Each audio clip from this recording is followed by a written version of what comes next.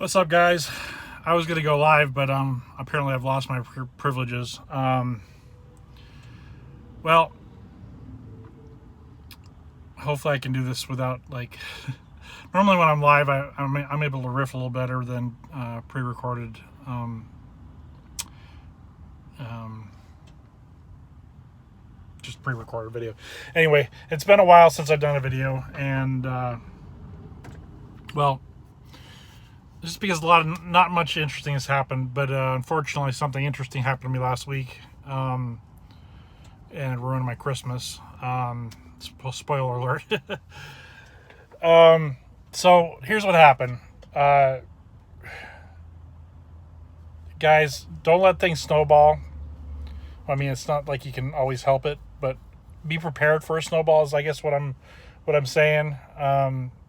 I had to dip into my tax fund a little bit in order to pay for being down for a week. But I should be able to recover from that pretty quickly.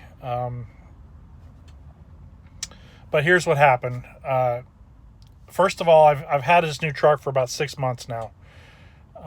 It's, I was really excited to get it. It's the new Cascadia. It's, got the really nice front end. Doesn't have the annoying running lights like some of them do, that people apparently don't like. But it does have the nice lights in the front, and I like the way it looks a lot. But I'm not in love with it. There's a few things about it that I don't love, and it's not my forever truck.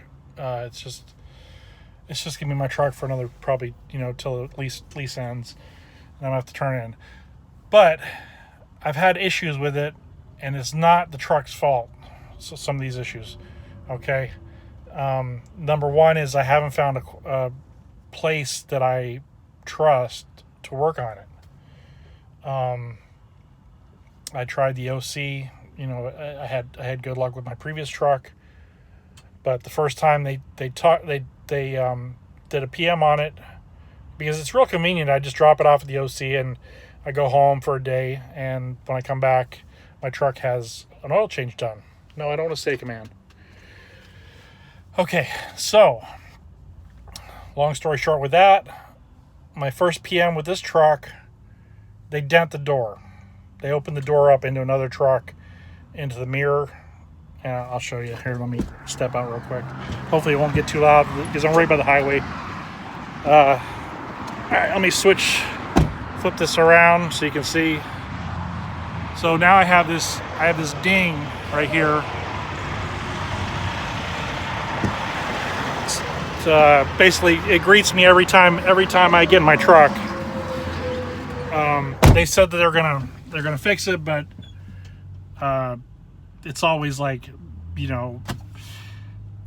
well, we can't do it right now because there's nobody there to do it or whatever. So apparently, I think they want the truck there to be there for like a week or something, and that's not gonna happen.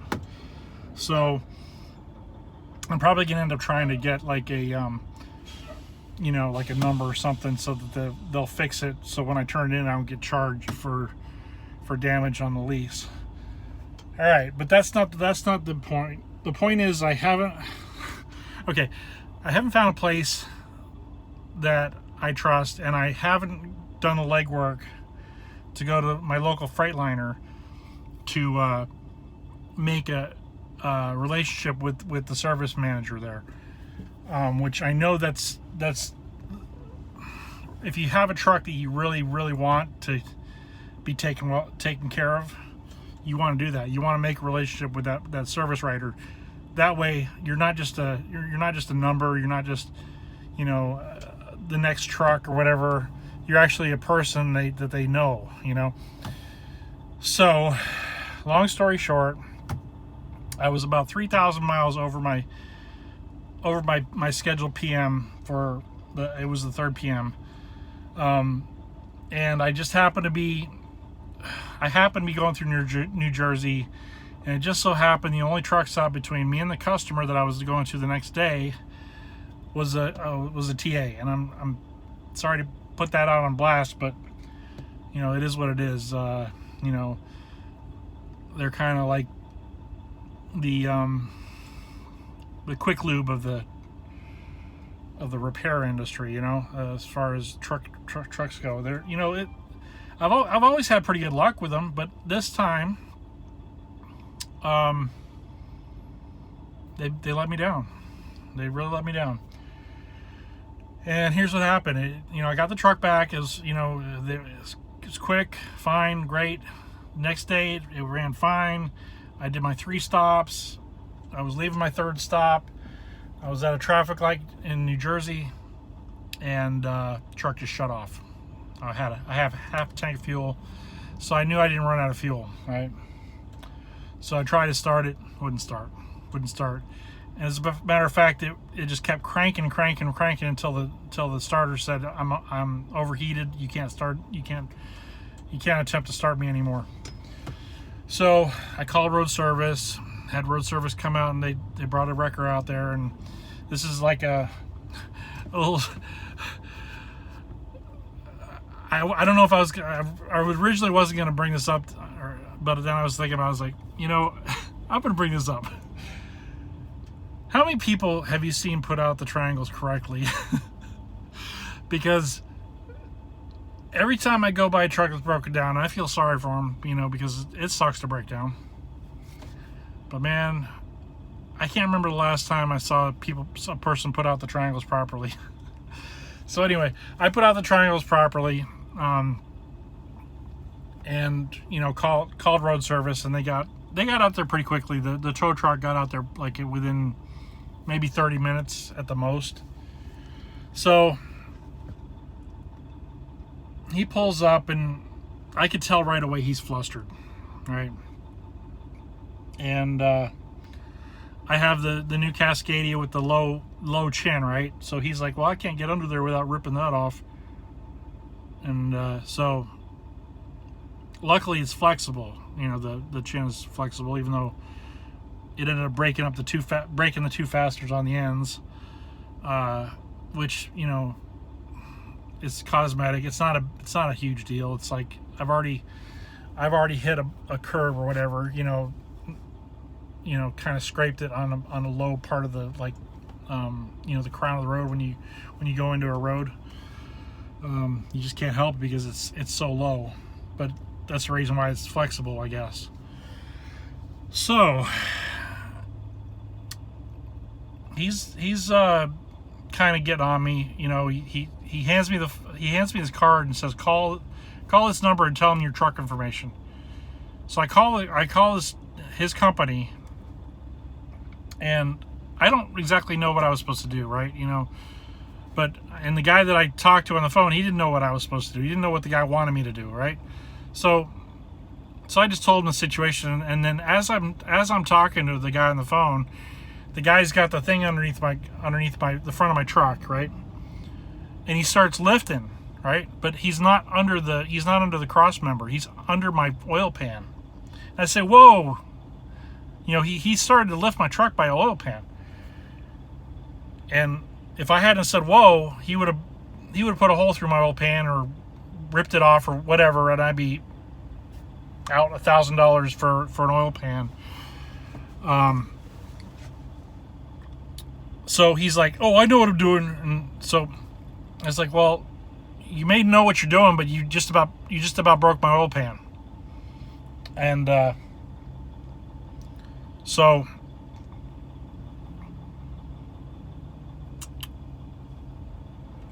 he's like, just worry about the traffic, right? Keep the traffic going. I'm good. So again, I think it was a Schneider driver checking on me. I'm at a rest area. So he gets me hooked up kind of correctly, right? And then the next step, I'm gonna tell you what was wrong with my truck after, but I'm gonna go through the process of what happened with the tow truck driver. Okay, so he hooks me up. He's got me on the hook. The next step, if you guys don't know, I'm sure most of my subscribers are truck drivers, so they know that you have to have the the drive shaft. You got to pull the drive shaft. Otherwise, if you tow the vehicle, you'll end up messing up your transmission. So he crawls under there, and I'm back like directing traffic. I'm making sure no one's running him over as he's getting in, coming in and out from under the truck. So next thing I hear, I see him working on my axles, and he's pulling my axles out. Okay, let me go back there and show you what happened.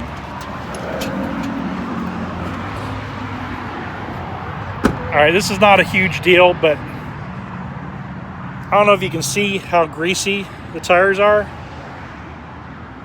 but that's after a truck wash. All right, and it's all over my mud flaps, grease. You got grease all up here, all on here. That's my differential fluid. Because what he did was he pulled these hubs out, the axles, right? So I got differential fluid all in my wheels. Let me go back on the truck here. It's not cold, but it's a little bit cold. It's 45. So instead of pulling the drive shaft, because I guess it's some newfangled deal or whatever, I don't know. I never heard of such a thing where you couldn't do that. So now I've got these drive shafts out, right? And my oil's been, I probably lost a gallon out of each differential. So they got to be resealed and topped off with differential fluid. Okay. Not the end of the world, but it's unnecessary, right? Okay, so my truck won't run, so there's no air. So, okay, I have to show you another thing now.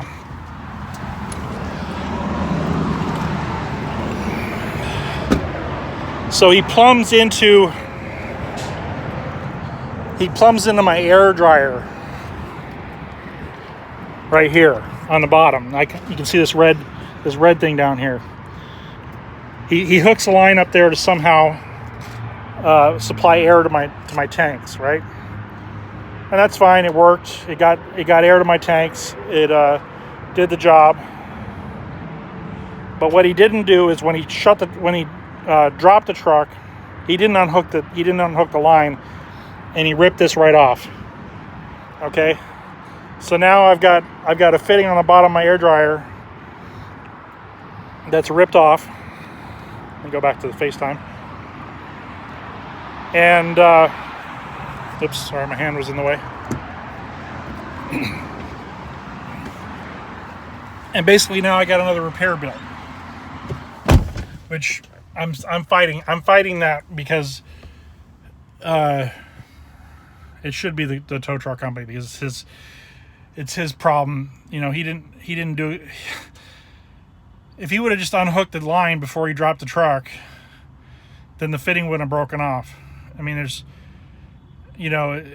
his negligence. Okay, so I'm gonna be dealing with them on Monday, to get that satisfaction.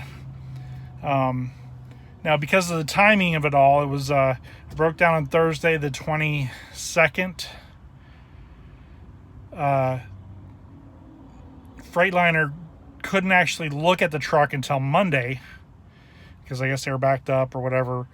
But they actually didn't look at the truck until Monday. So that's 4 days. 4 days down right there. Then Monday is 2 days before Christmas. I'm in Philadelphia, mind you. This is,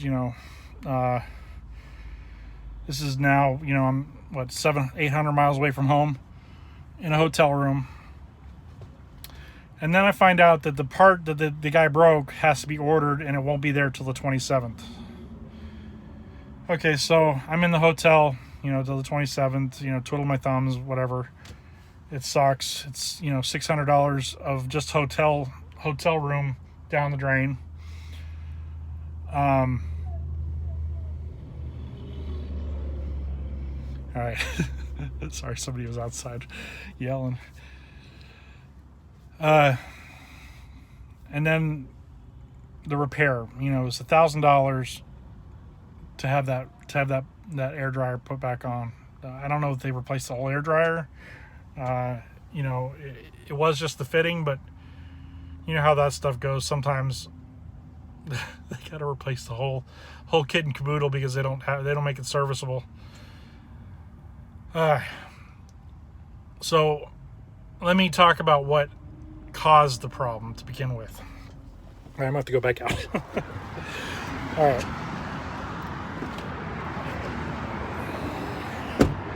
All right. As you can tell, this is an orange engine. I mean, not orange. Red engine, Cummins. Right here, this is the problem. When the guy did the PM, he didn't put the O-rings back in properly or something, and it lost the prime. This water separator actually has. It actually is pretty cool. As far as it's been explained to me. It's actually has a heater in it, so that during like really cold spells, I don't have to idle my truck because all I have to do is cycle the key on for 5 minutes, and this will heat up, and it'll heat the fuel up enough to where it's not gelled anymore. So it automatically degels the fuel, and that also, while the truck's running, it heats the fuel. So it's a pretty cool system, but the guy at the TA failed. He didn't seal something up properly, and it ended up losing the prime. The guys at the Freightliner, they were like, "Oh yeah, that was exactly what happened," and we had that fixed in like 30 minutes, right? So had the tow truck driver not screwed me around, I would have been out on Monday. I really should have been out on Friday, but that's just because they couldn't look at it until Monday.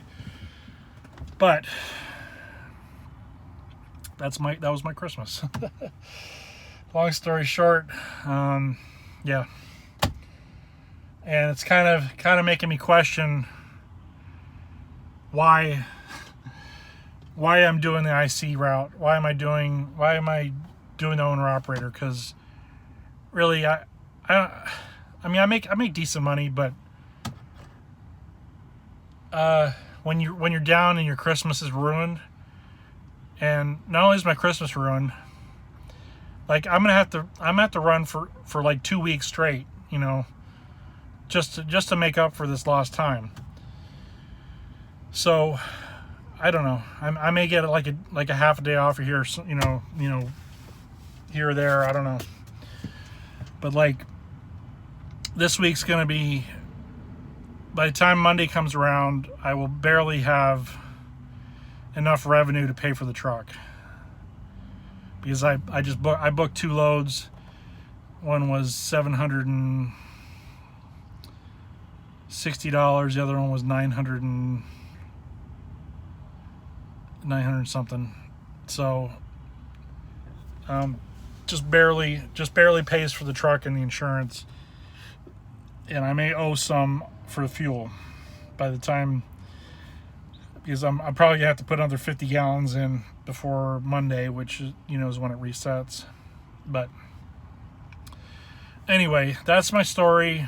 Sorry that I'm not updating you on a regular basis, but it's just I don't know. I haven't been having a lot of fun with YouTube, to be honest, and there really hasn't been a lot of important stuff going on with me. But I guess one 19-minute video a year, every 6 months or so is what I need. Anyway, thanks for watching. I appreciate all you guys watching, and hopefully all's well with you guys. And maybe make another video shortly, a follow-up. Anyway, guys, have a good one.